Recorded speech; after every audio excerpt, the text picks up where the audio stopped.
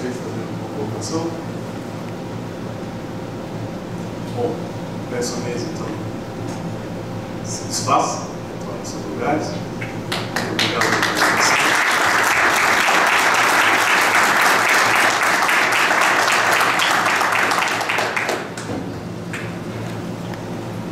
Senhoras e senhores, devido ao adiantado da hora e transporte, a viagem de nossos palestrantes, nós agradecemos a presença de todos, agradecemos a todos os envolvidos que possibilitaram um evento como esse, principalmente a nossa universidade, a qual abriu o espaço e se impõe efetivamente um grande debatedor de ações de políticas públicas, de ações que possam advir da boa fase e da boa estrutura social. Estamos ainda caminhando, sim, somos novos e estamos hoje falando de atividades e de problemas que até então não nos atingiu. Isso acontecia lá nos Estados Unidos, acontecia lá no sul da Patagônia, não aqui.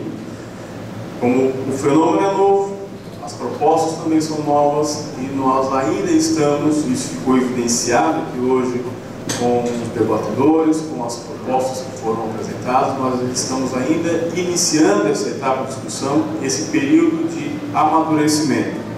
Agradecemos a presença de todos e com certeza teremos a realização de próximos trabalhos. Muito obrigado.